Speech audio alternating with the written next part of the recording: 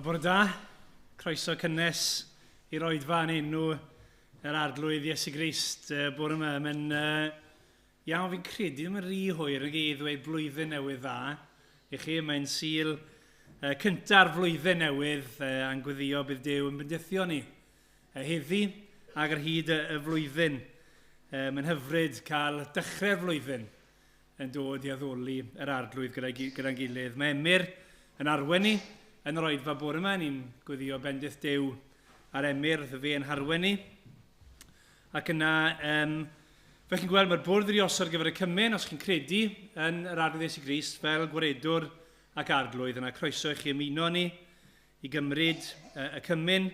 Ac yna ar ôl yr Oedfa nes mlaen, mae yna baned ac yna mae ysgol sul i'r plant ac i'r oedolion tua 11:45.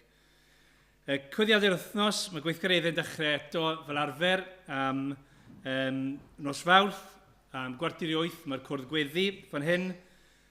Paned y sgwrs bore dydd Mercher yn hun nia am 10 a yn mynd mlaen gyda'r astudiaethau yn Jewel, ac yna'r clybiau i'r plant ar nos Wener.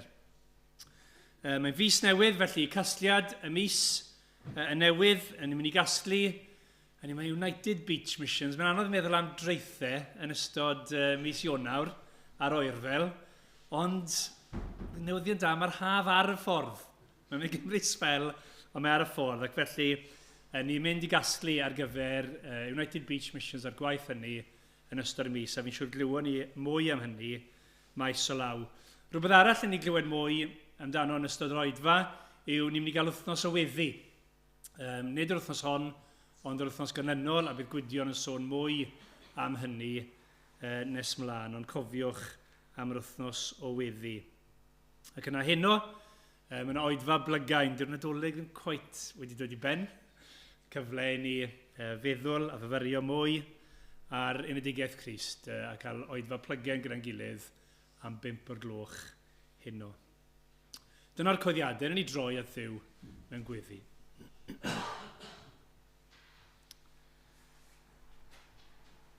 Arglwydd Dduw, ni yn diolch i ti am y fraint sydd gyda ni nawr, fel dy bobl di, i ddod gyda'n gilydd ar sil cynta'r flwyddyn i addoli di, i roi'r mawl a'r clod i ti, yr unig un sy'n heiddi y mawl a'r clod a'r gogoniant i gyd. Ni diolch ti bod ni'n dod gyda holl lu nefol i addoli di, gyda dy bobl di, ar hyd a lled y byd. Heddi, y rai wyt ti wedi achub yn dod i addoli di. Ni diolch ti bod ni'n ymuno gyda nhw yn bobl sydd yn cyffesu trwy waith yr Ysbryd Glân. Mae ti sydd Dduw. Mae Iesu Grist yw'n arglwydd a'n gwaredwr ni. Yr un sydd wedi maddau ein pechodau ni. Sydd wedi prynu ryddid i ni. Sydd yn un sydd yn ffyddlon. Sydd â gras ar ben gras i ni. Arglwydd ni'n diolch i ti bod yna sicrwydd a llawenydd a gobaith a ffyddlondeb i gyd ynddo fe y bore yma. Arglwydd ni'n dod yn bobl gyda profiadau gwahanol. Felly'n profi bydde gwahanol wythnos sydd wedi bod, felly ofnau am yr wythnos sydd wedi ddod. Arglwydd ni'n gweddio, neu di ymwneud â phob un ohono ni. Bydde'r oedfa gyfan dy glodi ac arglwydd. Rwy'n i galonau sydd yn barod i dderbyn dair ti. I fwydo ar yr arglwydd Iesu Grist. I ddysgu ohono fe. Ac i roi'r addoliad i ti. Nid yn unig nawr yn roedfa hon, ond gyda'n bywydau. Clod i'r arglwydd Iesu Grist. Amen. Amen. Amen. Diolch Rodri. Blwyddyn newydd dda i chi. Ac fel oedd Rodri'n gweud, dyw'r Nadolig ddim cweit drosodd to, felly ni'n mynd i fanteisio ar y cyfle i gannu fwy o goroled yn gilydd bore yma. Ac i ddechrau ni'n mynd i gannu rhif 62. 62. Wele, cawsom y Meseia, cyfaill gwerthfawroca erioed. Darfu Moses a'r proffwyd i ddweud amdano cyn ei ddod. Iesu yw, gwir fab Duw, ffrind a phrynwr, dynol rhyw. Ac ymlaen, o'n i sefyll i ganu mawd yn gilydd.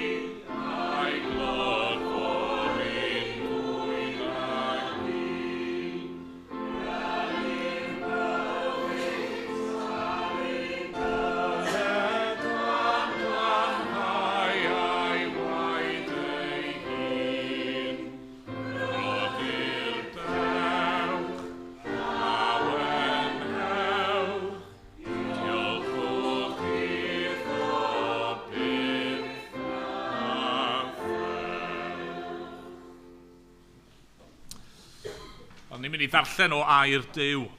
Nawr, fi am mynd i droi bore yma i yr Efengyl yn ôl Luc.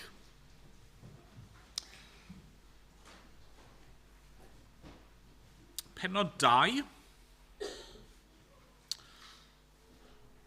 Ac adnod 22 i 40, lle ni'n cael rhan o hanes y gennyr, hyn sy'n dilyn ar ôl i Iesu gael ei eni. Luc 2, a dechrau yn adnod 22. Dyma air ein Duw ni.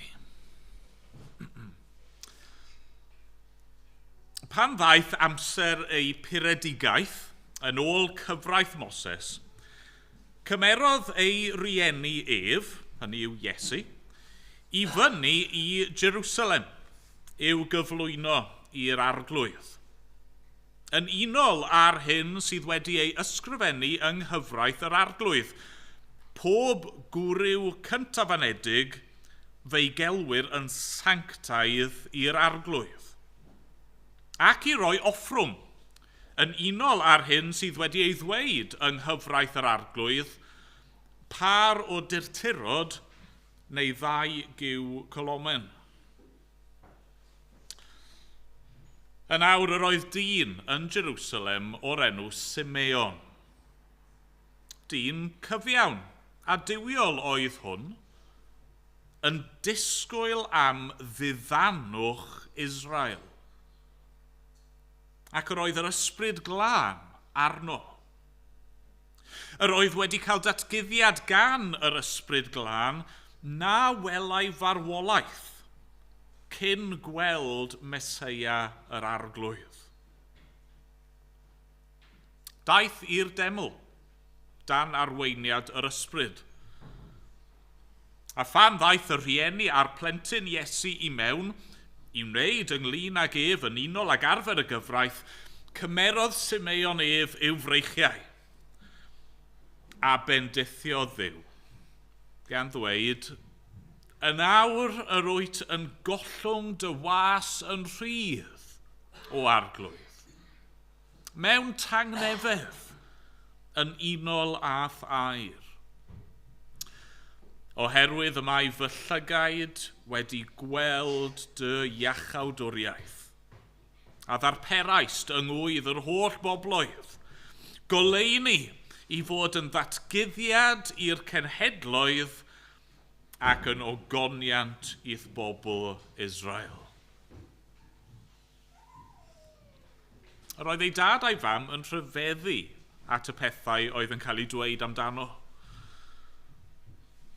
Yna bendithiodd Simeon hwy, a dwedodd wrth fair ei fam, wele, gosodwyd hwn cwymp a chyfodiad llawer yn Israel, ac i fod yn arwydd a wrthwynebyr.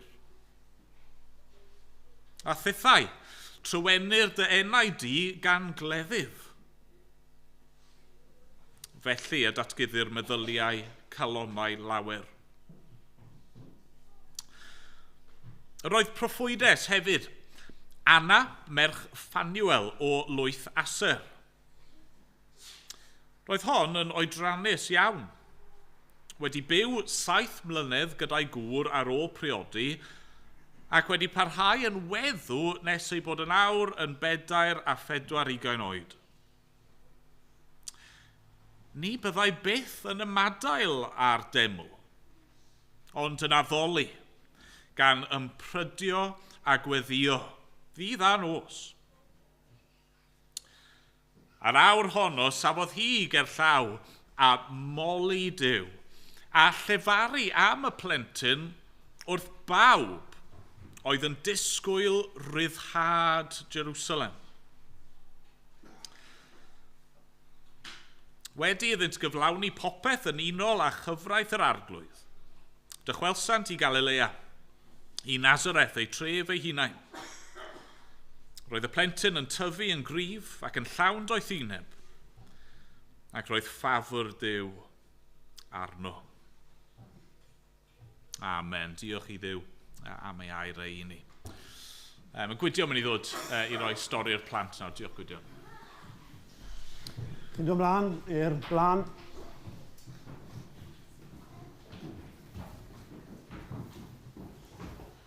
Mae'n neis cael lot o chi nôl wrthos diwetha, dim ond 2 oedd yma. So mae'n neis cael lot yma heddi.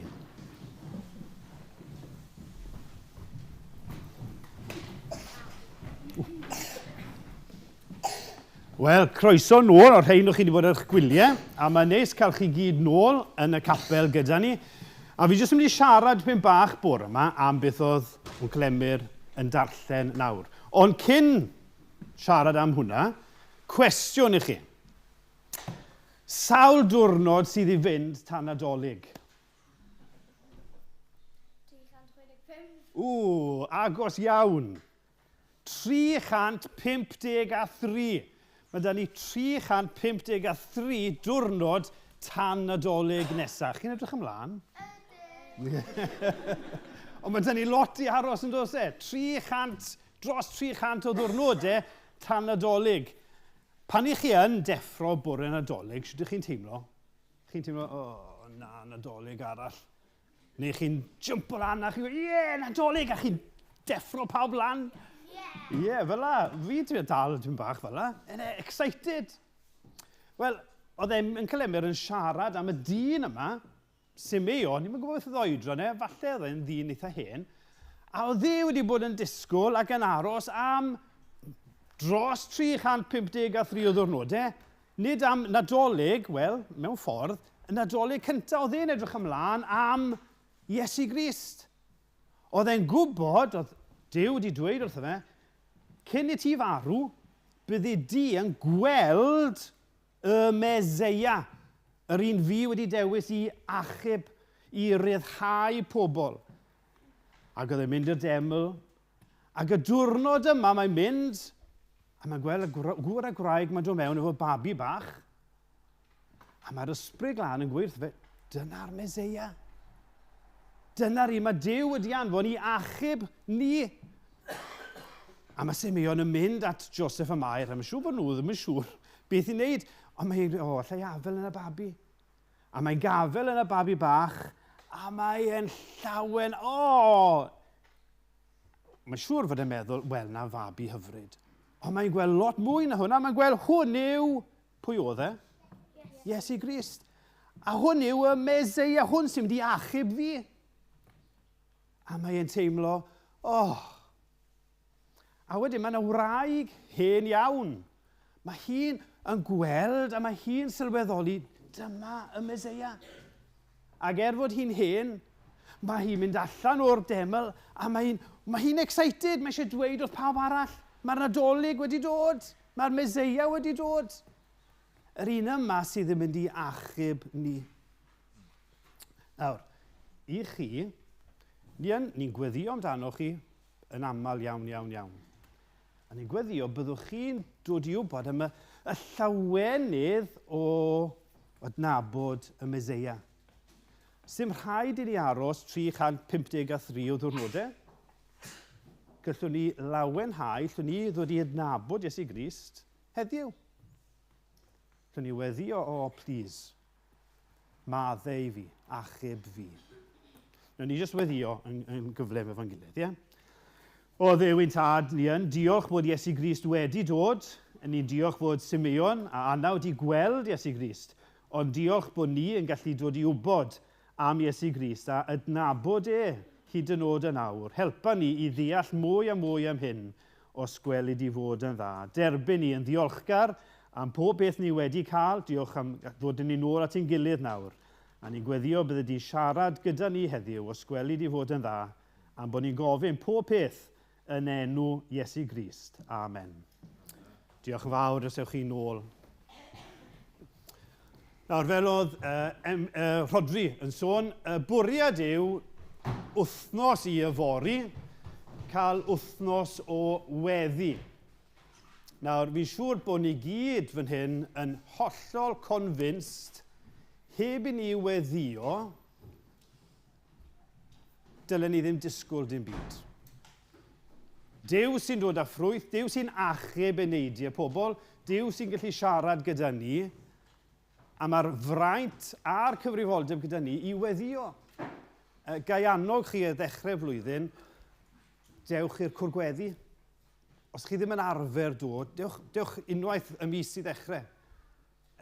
Achos dyna pryd i ni'n deisif, dyna pryd ni'n gofyn i Dduw, please, byw ha fi. A defnyddio ni i achub eraill. Ni eisiau gweld mwy yn cael ei achub. A'r bwriad yw wythnos i yfori, yw cael wythnos o weddi. Bydd rhywbeth bob dydd, byddwn ni ddim yn cyfarfod gyda'n gilydd bob dydd, ond ar y dydd llun byddwn ni'n rhoi thema, fe fod ni gyd yn gwybod, dyma beth ni'n mynd i weddio amdano dydd llun. Ac ar y dydd llun, ni'n dechrau gyda ni'n hunain. A nid i fod yn hunanol yw hynny, ond sylweddoli mae rhaid i Dduw ddechrau gwaith yno fi. Byw ha fi. Ac yna byddwn ni'n gweddio am eraill. Byddwn ni'n gweddio am Caerdydd, byddwn ni'n gweddio am Gymru, byddwn ni'n gweddio am y byd, ni'n rhan o eglwys fyd eang. Byddwn ni'n gweddio am y cenhadon yma. Felly mi fydd na thema i bob dydd. Byddai'n anfon neges bob dydd i atgoffa chi beth yw'r neges. Mae'n ambell i gyfarfod Zoom, mae yna rhyw 2 gyfarfod, falle 3 cyfarfod, lle ni'n dod at ein gilydd. Does dim disgwyl i chi ddod i bob un, ond gai annog chi, y byddwn ni fel eglwys yn ymroi i weddio. Ac wrth ni ymroi, dim bod ni'n deilwng o gael rhywbeth, ond yn ei ras y bydde Duw yn dod. Falle bod Duw yn dod, mae'n gweud wrthyn ni'n dweud. Curwch. Wel, dyna sut ni'n curo wrth ni weddio. Ac y bydde Duw neu ras yn ein defnyddio ni i fod yn fendith i eraill. Felly, yn ystod yr wythnos yma, byddai'n anfon allan yr amserlen o drefn yr wythnos wedyn, 15fed i'r 11 ar 20. Oce, diolch yn fawr. Diolch Gwydio. O ganon ni garol arall yn gilydd nesaf, ni'n mynd i ganu rhif 27. Engil glân o Fro'r Gogoniant. Hedant, canant yn gytun. Clywch ei llawen gan uwch Bethlem heddiw ganwyd ceidwad dyn. A mae'r trydydd pennill yn adleisio be ni wedi darllen yn Efengil Luc. Saint, fi'n hir yn ofnus ddisgwyl am ddiddanwch Israel drist. Clywch, mae ceidwad wedi ei eni. Arnom gwenad yw yng Nghrist. Ac ymlaen, o'n i sefyll i ganu mawl dyn gilydd.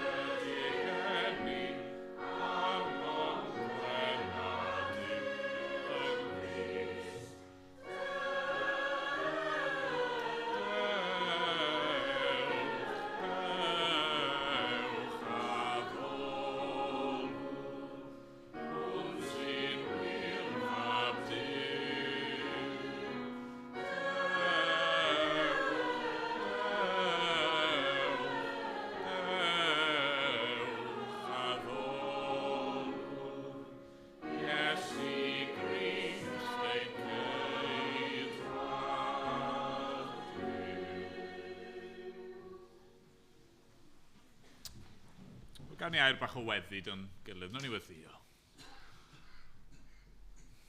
O, arglwydd yn Duw, i ni'n diolch i ti am y gwahoddiad yma. Dewch, dewch, a ddolwn, yr hwn sydd yn wir fab Duw.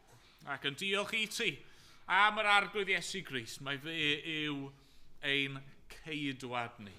Fe yw ein gwaredwr ni. Fe yw'r un sydd wedi dod i'n hachub ni ac i'n gosod ni yn rhydd. Ac arglwydd ni'n diolch am y ffaith fod wedi dod i'n diddanu ni, i'n cysuro ni, i gyd ymdeimlo gyda ni, ac i'n cynnal ni yng ngwyneb pob peth sydd yn dod i'n rhan ni. Arglwydd i ni'n gweddio. Felly, ar ddechrau blwyddyn, y bydde ti yn agos ato ni.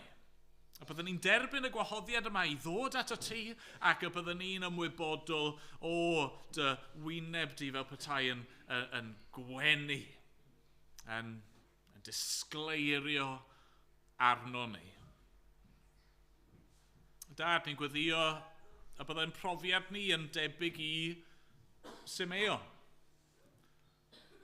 Arglwydd cyn bod ni yn gweld marwolaeth, a byddwn ni'n gweld yr arglwydd Iesu Grist ac yn ei adnabod fel ein gwaredwr ni.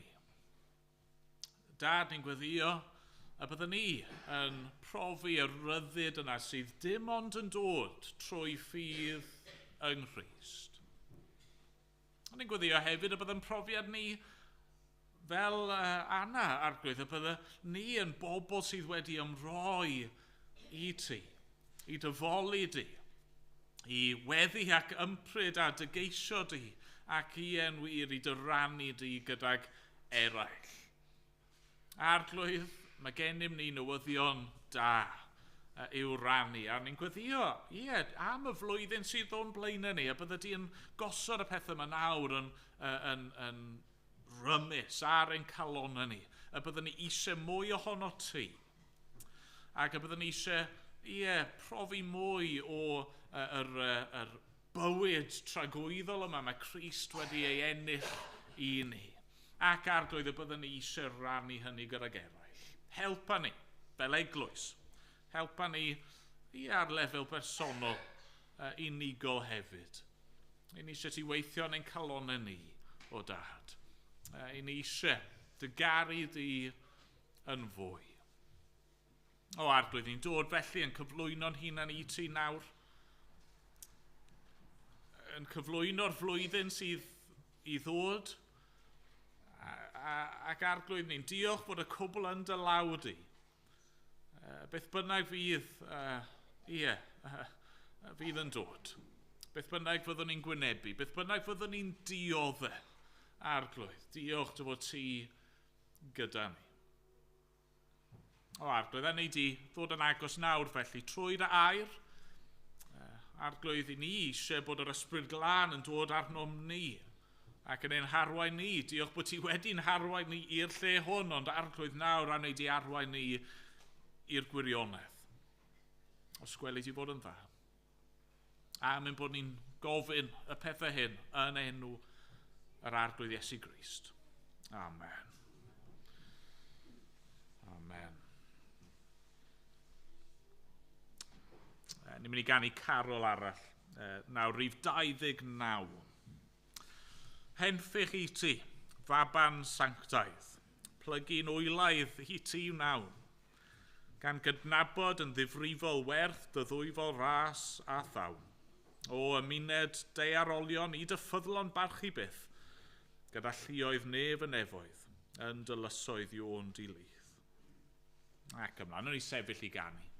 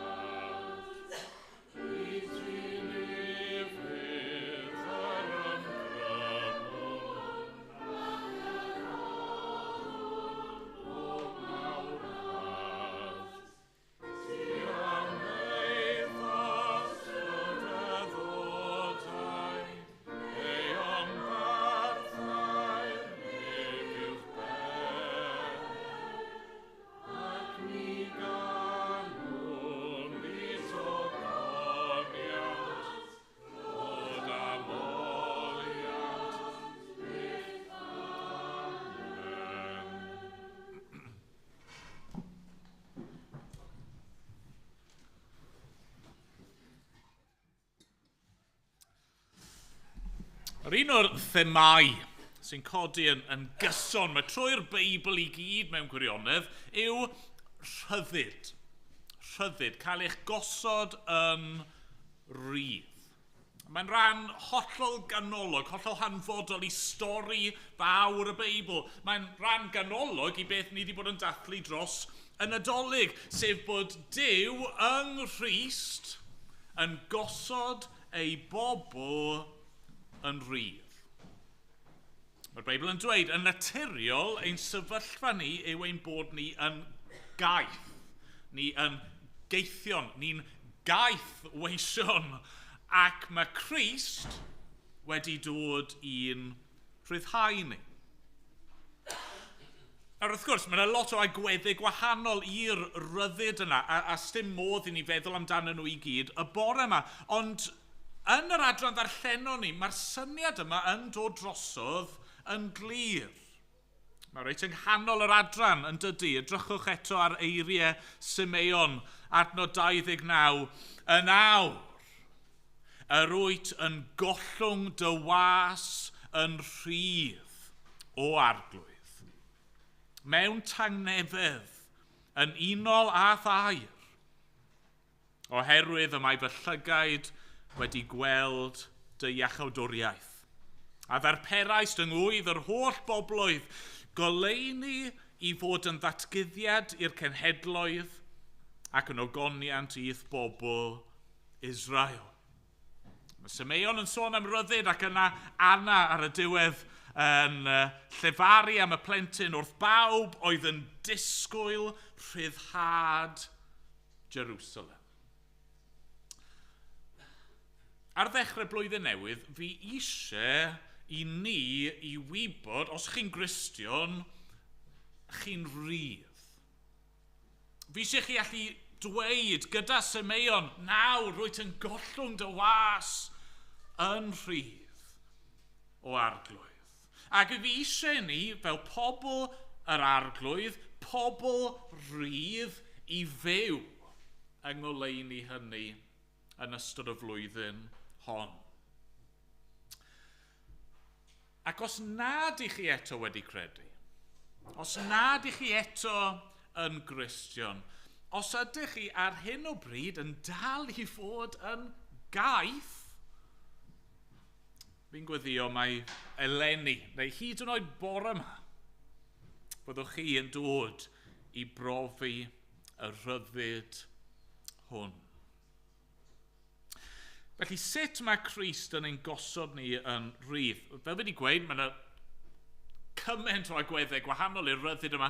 Fi eisiau cyfyngu'n hunan i beth sydd i'w gweld yn Luc 2, 22 i 40. Peth cyntaf fi eisiau ni nodi yw hyn. Mae Crist yn ein gosod ni yn rhydd o'r gyfraith a'i gofynion. Mae'n ein gosod ni yn rhydd o'r gyfraith a'i gofynion. A fi eisiau cydnabod, nid dyma sydd mwyaf canolog yn y bennod. Iawn? Pan mae Simeon yn sôn am cael ei ollwng yn rydd, nid dyna lle mae'r ffocws. Fi'n derbyn hynny. Ac eto, fi'n credu fod hyn yn rhan allweddol o'r hanes. Bod Crist wedi dod i'n gollwng ni yn rydd o'r gyfraith a'i gofynion. Nethach chi sylwi wrth i fi ddarllen. Faint o bwyslais sydd yn cael ei osod ar y gyfraith ac ar cadw y gyfraith. Ni'n clywed yn adnod 22 am cyfraith Moses. Adnod 23 yng nghyfraith yr arglwydd. Adnod 24 eto cyfraith yr arglwydd. Ac yna reit ar y diwedd, adnod 39, wedi iddynt gyflawni popeth yn unol a chyfraith yr arglwydd. Mae fel beta'r ffocws yma i gyd ar y ffaith bod y plentyn Iesu wedi dod gyda Mair a Joseph, y rai oedd yn cael ei ystyried yn fam ac yn dad iddo fe, maen nhw wedi dod lle i'r demo, i ganolbwynt y grefydd Iddewig, a maen nhw wedi dod yna fel bod Crist yn gallu cwblhau a cyflawni a bod yn ifydd i'r gyfraith. Nid bwriad y gyfraith oedd bod yn faich. I bobl fel Simeon, oedd yn disgwyl mewn ffydd am y gwaredwr, oedd y gyfraith yn beth hyfryd. A chi'n meddwl nôl i rai o'r salmau sy'n sôn am y gyfraith fel lamp i'n traed. Oedd cyfraith Duw yn beth da wedi ei roi mwyn arwain y bobl. Falle dros Nadolig nawr, falle bod chi wedi cael gêm. Gêm bwrdd, gêm i'w chwarae. Beth yw'r peth cyntaf chi'n gorfod gwneud gyda gêm? Chi'n gorfod darllen y reolau, ynddi chi? Chi'n gorfod deall be chi'n cael gwneud a be chi ddim yn cael gwneud, achos os chi ddim yn deall hynny, chi methu chwarae'r gêm. Chi methu mwynhau y gêm. Dyw'r reolau ddim yna mwyn sbwylo'r gêm, maen nhw mwyn i chi allu gwneud yn iawn. Oedd y gyfraith yn dda. Oedd y gyfraith yn pwyntio y bobl ac yn arwain y bobl at Dduw. Ond oedd y gyfraith hefyd yn dangos caethiwed y bobl. Y ffaith ei bod nhw'n gaeth i bechod. Y ffaith ei bod nhw methu i fyddhau i Dduw ym mhob peth. Ac felly bod angen iddyn nhw cael eu puro, a bod angen iddyn nhw mynd i offrymu a berthau, bod angen ffordd i ddod yn iawn unwaith eto gyda Duw. A felly mewn ffordd roedd yna elfen beichus i'r gyfraith. Chi'n meddwl am Emyr a Joseph yn hyn, o'n nhw rili eisiau mynd lan i Jerusalem? O'n nhw eisiau gorfod cyflawni'r defodau gwahanol yma?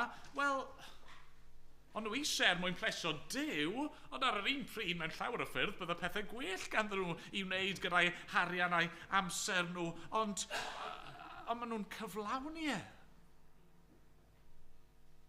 Mae dyfodiad Crist yn ein rhyddhau ni o hynny.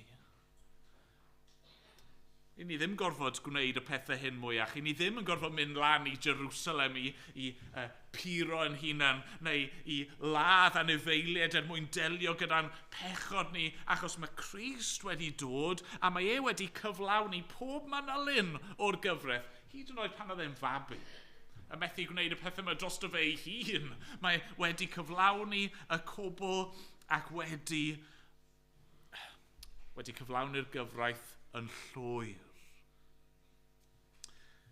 Mewn ffordd, mae Simeon ac Anna fan hyn, bod nhw yn bobl go iawn, maen nhw'n rhyw fath o gynrychioli yr bobl hynny oedd yn ifyddhau i'r gyfraith wrth ddisgwyl am y rhyddid byddai'r Meseia yn dod â fe. Diwedd yr aberthau. Diwedd yr allanolion oherwydd fod y reality wedi dod. Oedd Simeon yn amlwg yn ddiwiol, oedd e'n mynd i'r deml yn gyson. Oedd Anna, ni'n clywed, byth yn gadael y deml, achos o'n nhw eisiau ceisio Duw, ond chi'n gweld, doedd dim angen iddyn nhw wneud hyn mwyach. Dim angen i ni wneud hyn mwyach, achos mae e wedi dod ato ni mewn person, a felly nawr roedd yn gollwng dy was yn rhydd o arf. Ar ddechrau blwyddyn, gallwn ni wybod hyn. Mae Iesu, a'i ffyddlondeb a'i ddiddod llwyr i'r gyfraith wedi ein gosod ni yn rhydd. Leni, does dim angen i chi i gael eich llethu gan beichiau trwm hunan gyfiawnder a trial achub eich hunan. Chi methu achub eich hunan a dim angen i chi drio chwaith. Leni, dim angen i chi boeni o ddiwrnod i ddiwrnod, o wythnos i wythnos, ydw i'n ddigon da? Ydw i'n heiddi gallu gweddio? Ydw i yn ddigon da i fynd i'r cwrdd ar y sul? Fi di methu wythnos yma, fi di meso lan wythnos yma. Ydw i'n gallu dod nôl at Dduw? Wel, oed, ti'n gallu. o funud i funud, o awr i awr, i ni dim ond yn gallu dod at yr arglwydd, a ni'n rhydd i ddod at yr arglwydd trwy ffydd yng Nghrist. Trwy'r ffaith fod e fel baban ac fel dyn wedi ufuddhau, a fod e wedi rhoi ei fywyd e ar y groes a wedi gweud gorffennwyd. Gorffennwyd. Mae'r ddyled wedi thalu'n llawn a chi yn rhydd. Yr peth gyntaf. Ond yna'n ail felly, mae Crist, yn dilyn mlaen o hynny, wedi'n gosod ni yn rhydd o bechod a'i ganlyniadau. Mae wedi'n gosod ni yn rhydd o bechod a'i ganlyniadau. Ni'n clywed yn adnod 25 bod Simeon yn ddyn cyfiawn a diwiol oedd yn disgwyl am ddiddannwch Israel. Mae'r gair diddannwch yna'n air falle sy'n rhyfedd i ni. Ni'n aml yn meddwl am diddannu fel entertainment yn dyn ni. Nid disgwyl am clown, nid disgwyl am rhyw party tricks mae Simeon. Na, yn Saesneg, mae'r gair fel arfer yn cael ei gyfieithu fel comfort, neu consolation, one who consoles.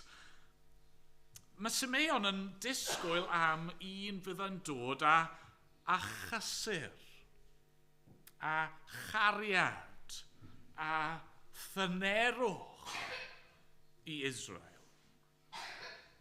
Pam? Pam fod angen cysur ar Israel? Wel, ni'n gallu awgrymu nifer o bethau yn dyn ni. Y peth penna ni wedi meddwl amdano fe'n barod, yn dyfa, oedd yna bobl oedd oherwydd eu pechod nhw yn disgwyl am waredwr.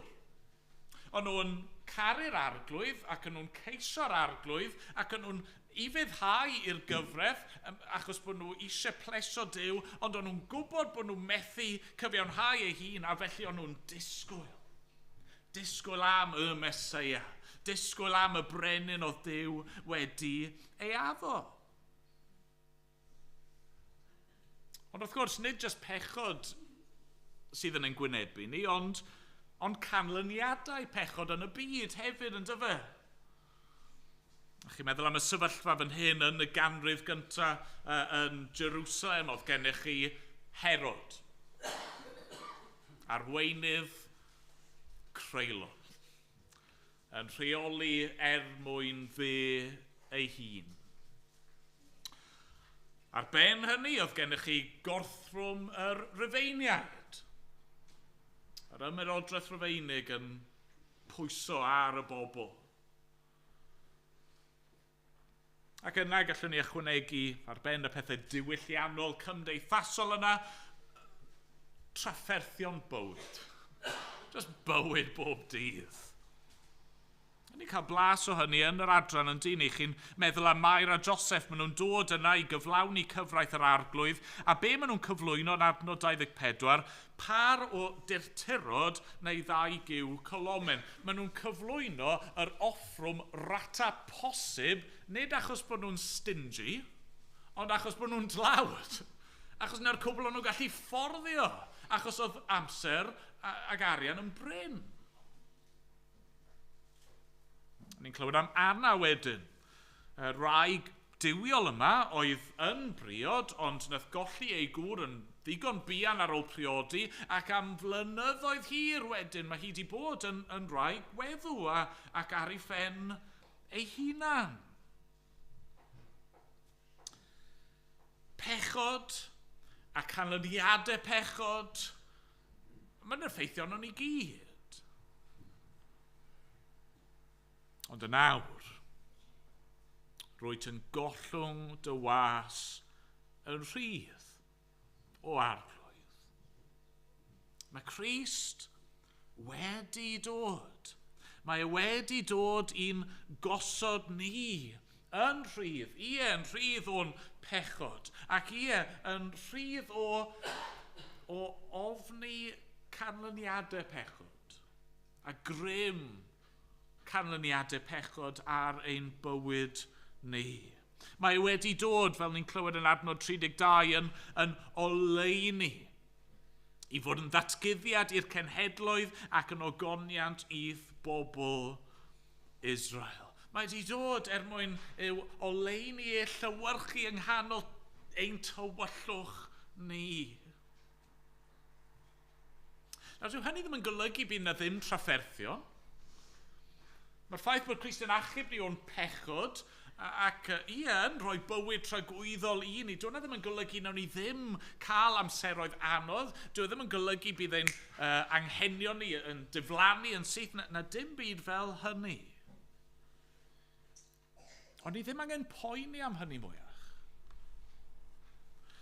Mae Crist yn ein gosod ni'n rydd nawr o orfod gwasanaethu ein hunain a'n dymuniadau ni a byw yn y ffordd hynny falle byddai'n ein plesio ni. Ni'n gallu roi'r pethau hynny un ochr a'i wasanaethu fe.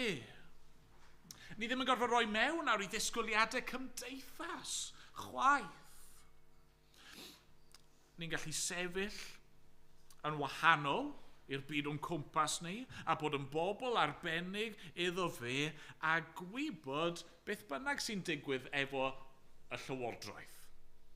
Beth bynnag sy'n digwydd gyda ymerodraethau a teyrnasoedd byd. Beth bynnag sydd yn digwydd yn economaidd i ni. Beth bynnag sy'n digwydd yn ein bywyd personol a'n teuluoedd. A beth bynnag i ni'n ei wynebu, mae e gyda ni. Hwna'r pwynt, yn dyfa, mae Simeon yn cymryd y plentyn yma i'w freichiau. A'n gwybod mae e yma. Mae'r Meseia wedi dod, a mae wedi dod yn wan ac yn fach ac yn fregus. Mae wedi dod yn dlawd ac yn anghennus. Mae wedi dod yn berson. Mae wedi dod yn un ohono ni. A felly nawr, sdim os beth sydd o'n mlaen ni, mae e yma gyda ni. Fwy na hynny, mae wedi dod i'n hachub ni. Mae wedi dod i'n nerthu ni. Mae wedi dod i'n cynnal ni. Ac un dydd, bydd e'n delio'n llwyr gyda'r holl canlyniadau hynny sydd gan bechod yn y byd. A fan hyn, felly ni'n dod i'n pwynt ola ni. Mae Crist yn gosod ni'n rhydd o farwolaeth a'i ofn. Ac wrth gwrs, rili, dyma lle mae'r pwyslais yn dyfa.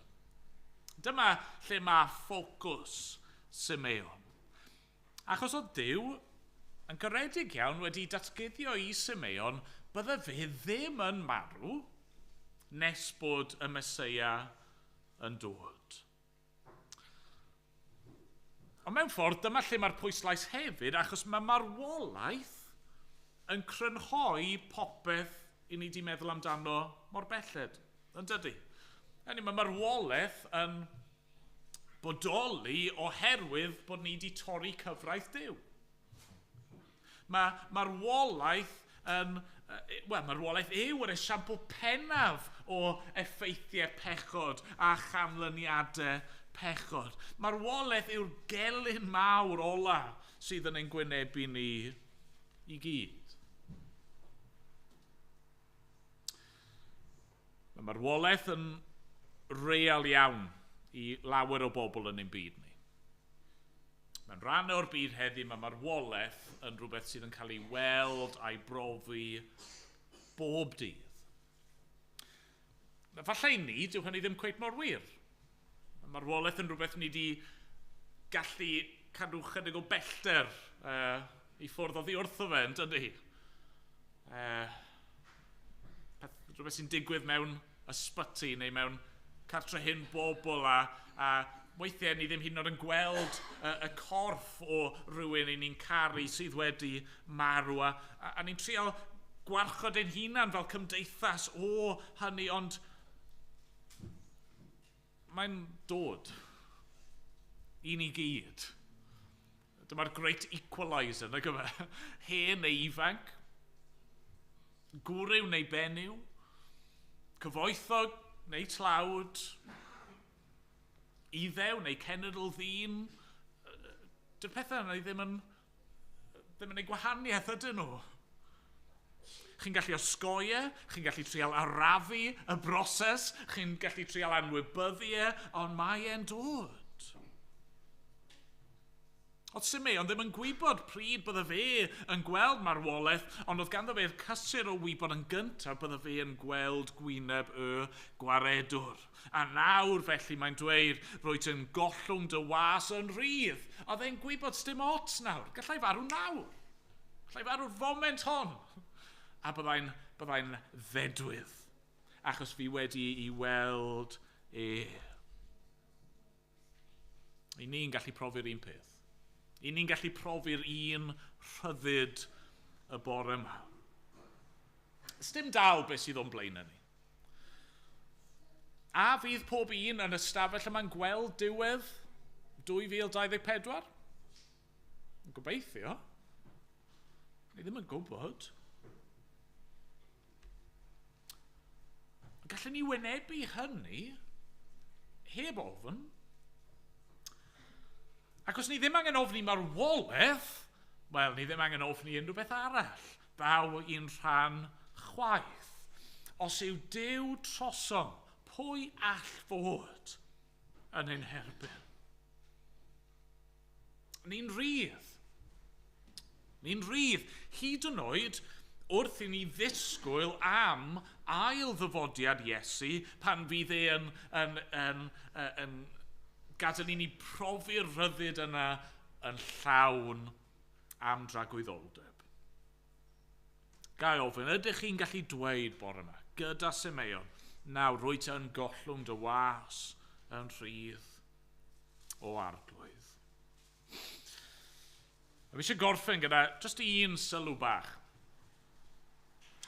Nes i'r pwynt mewn un oedfa dros y Nadolig fod hanes y geni yn dechrau gyda pobl disgwylgar a gweddigar. Fan hyn, ni'n dod mewn ffordd at ddiwedd stori'r geni, a heddi ni'n dod mewn ffordd at ddiwedd cyfnod y Nadolig. A mae'n drawiadol, beth sydd dyn ni fan hyn, yr un peth yn dyfe, pobl disgwylgar a gweddigar. Fi eisiau'n annog ni fod yr un fath. Os chi'n Gristion, chi yn rhydd.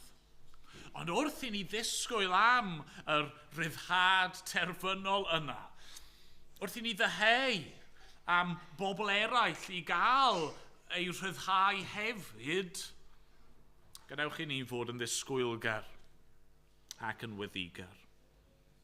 Clod yw enw. Amen. Amen.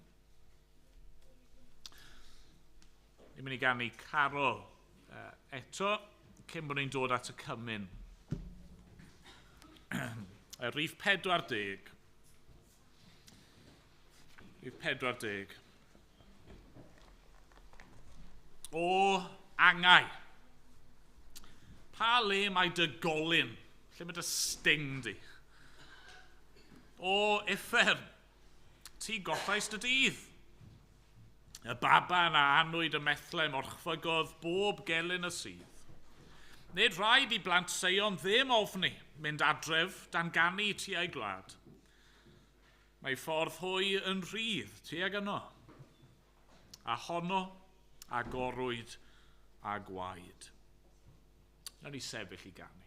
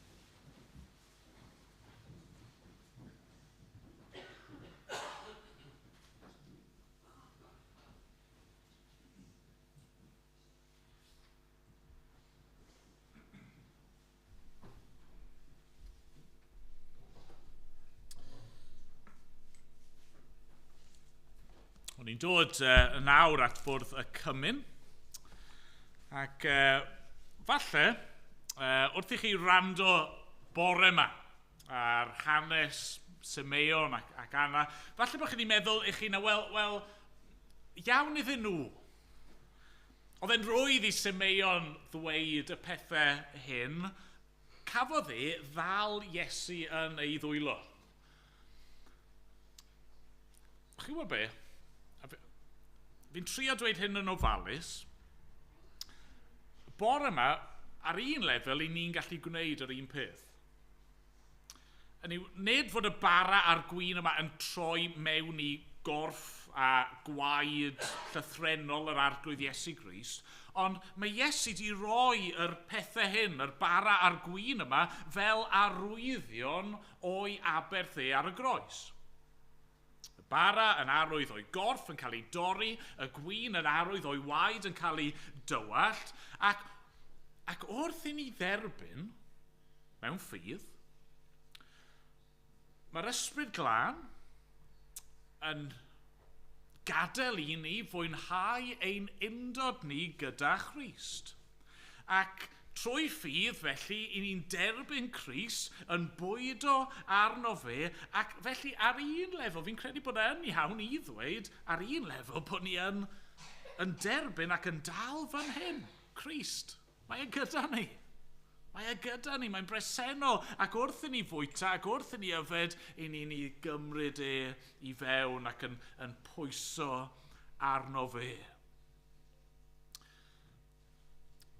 O'ch chi'n gwybod beth sy'n hyd yn oed yn well na dal Iesu yn eich dwylo chi?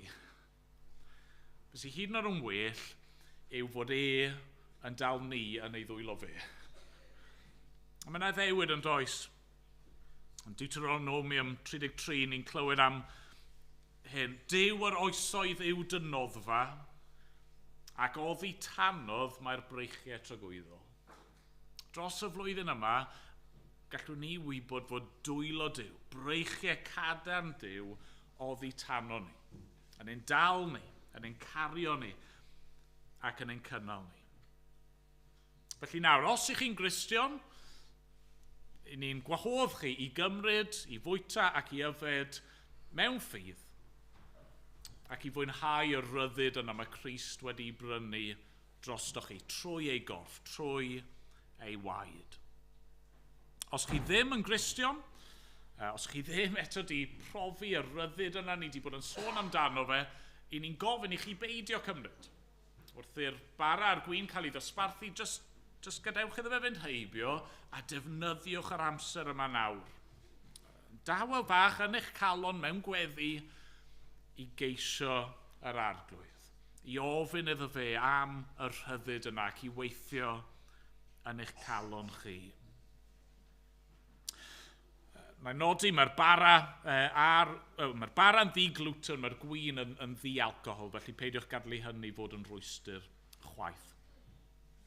Fi'n mynd i ofyn i Dewi i weddio, bydd Dewi'n rhoi diolch am y bara a'r gwyn, bydd e'n cael ei ddosbarthu, ac yna os newch chi gadw fel bod ni'n gallu bwyta ac yfed gyda'n gilydd. Diolch, Dewi.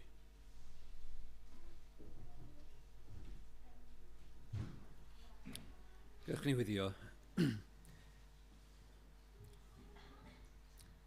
Troi at ti yn awr o ddew ein tad ac yn gofyn am help ysbryd glân i ni ddod yn ddifrifol at y bwrdd y Cymyn y bore yma. Ni'n wedi clywed pethau sydd yn ddifrifol. Ni wedi cael atgoffa am farwolaeth ac ni wedi atgoffa am y gyfraith. Ac ni'n gwybod o arglwydd, ni drwy at y ti bore yma, pob un ohono ni yn gwybod bod ni wedi methu cadw dy gyfreithiau di. Bod ni ddim wedi dygaru di fel y dylen ni. Bod ni ddim wedi caru eraill fel y dylen ni. Bod ni yn hunanol ac yn ffôl ac yn stwborn. Ac ni'n dod y bore yma gan ddiolch i ti arglwydd yn ein cyflwr treunus ni bod yr arglwydd Iesu Grist wedi dod ac wedi cadw y gyfraith yn llwyr pob ran ohoni. Diolch i ti am ei fywyd e. Diolch bod na un sydd wedi dod i'n hachub ni ac yn gallu sefyll a dy fod ti yn dweud amdano fe, dy fod ti yn fodlon arno fe. Ac ni'n diolch bore yma. Diolch am ufuddod Iesu Grist. Diolch bod ydi yn caru ni i'r eitha ac ydi mynd i'r groes i farw droso ni. Ni'n gwyddio arglwydd bydde ymateb pob un ohono ni bore yma yn gywir ac yn addas. Ni wedi darllen yn dair di meddwl am wedig dros gyfnod yn y dolyg am bob math o ymatebion i ti. A Herod yn am dy ladd di, ddim eisiau brenin arall. Ac ni'n meddwl am y bugeiliad a'r doethion yn dod i'w addoli fe. Ni'n gwyddio arglwydd nawr, oedd ti roi ymateb cywir i ni. Bydden ni ddim yn rai sy'n gwrthod dy frenhiniaeth ti ar ein bywydau ni, ac eisiau dy wrthod ti, y troi ffwrdd wrthod ti. Ond bydden ni'n dod a plygu a dy addoli di. Ac yn gwneud hynny ym mhob rhan o'n bywydau. Helpa ni arglwydd ro difeirwch i ni, newid ni, gwna ni yn dibycach i Iesu Grist. Diolch i ti y bore yma, bod ni ddim gorfod dod a trio cyfynhau yn hynny o hyd ac o hyd, ond bod ni chi dod yn heiddiant Iesu Grist a'i aberth droso ni. O helpa ni nawr felly i beidio cymryd yr aberth yma yn ysgafn, ond bod e'n rhywbeth sydd wir yn effeithio arno ni, bod e'n clonau ni ddim yn galed, ond yn bod ni yn teimlo hyn, yn ymwybodol o dy ras a dy gariad i tuag ato ni, dy fod dy gariad i fel y moroedd, bod heilioni di, dy fod ti ddim yn rhoi yn gyndyn, ond yn rhoi a llaw agored, yn rhoi bob dydd, bob math o bethau da i ni, ond diolch yn fwy na dim byd, dy fod ti wedi rhoi Iesu Grist, diolch wedi rhoi i fywyd, a diolch am y llywonydd yna, i ni'n gallu profi, ac ni'n gwyddio, byddwn ni yn profi y tangnefedd yma, Simeon yn sôn amdano, bod e'n reality ni, bod ni ddim yn gwybod beth sydd o'n blaen ni, bod ni yn gwybod dy fod ti gyda ni, ac yn dal ni, ac am fod gyda ni bob dydd yn bywydau, nes bod ni yn gallu mynd i fod yn dy bresenoldeb di, yn dragwyddol. Bydd gyda ni nawr, helpa ni i agosau at y ti.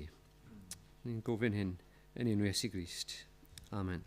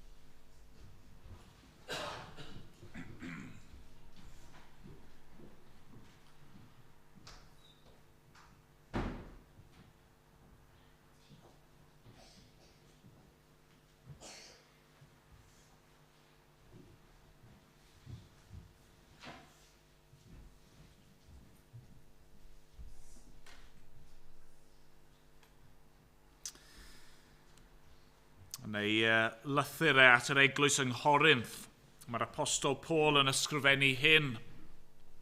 Oherwydd fe dderbyniais i oddi wrth yr arglwydd, yr hyn hefyd a draddodais i chwi. I'r arglwydd Iesu yn nos y brydychwydydd, gymryd bara. Ac wedi iddo ddiolch, fe'i torodd a dweud, hwn yw fy nghorff sydd eich mwyn chwi. Gwnewch hyn cof amdanaf. Gydwch ni fwytad yn gilydd.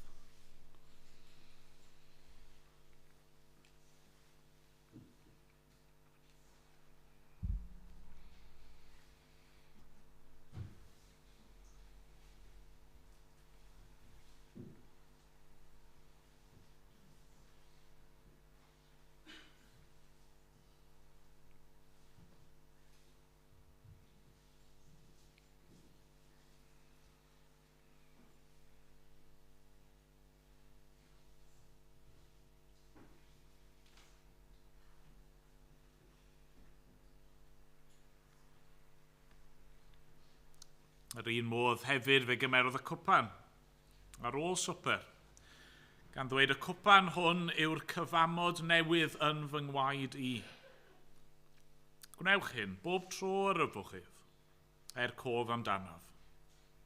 Oherwydd bob tro byddwch yn bwyta'r bara hwn ac yn yfed y cwpan hwn, yr ydych yn cyhoeddi marwolaeth yr arglwydd, hyd nes y daw. Rydych ni yfed yn gilydd.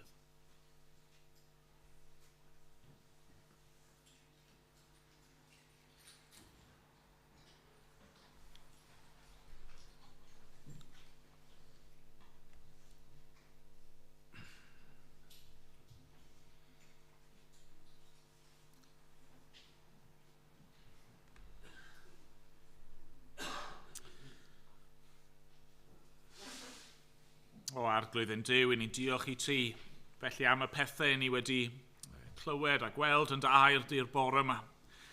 Ni'n diolch i ti am y plentyn, Iesu, yr babi hwnnw o gig a gwaed, a ddaeth i rhyddhau ei bobl, i'n rhyddhau ni, i'n cysuro ni, i'n hachub ni. Diolch fod e wedi gwneud hynny trwy roi yr corff a'r gwaed hwnnw yn aberth yn ein lle ni. Diolch arglwydd lle i ni wedi methu cadw dy gyfamod i ni wedi methu i fyddhau i ti. Diolch bod Crist wedi gwneud y cwbl. Diolch nawr fod wedi rhoi cyfamod newydd yn ei waed Ni'n dod felly trwy ffydd yn ei enw ac yn gofyn arna ti yn awr. I'n derbyn ni, yn ddiolchgar yn ei enw Amen. Amen. Wrth i ni orffen bore yma, ni'n mynd i ganu carol rhif 30.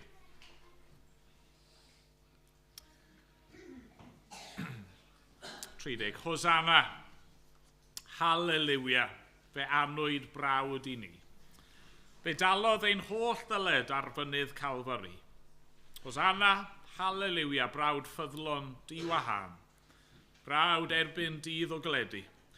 Brawd yw mewn dŵr a thân. Na ni sefyll i ganu.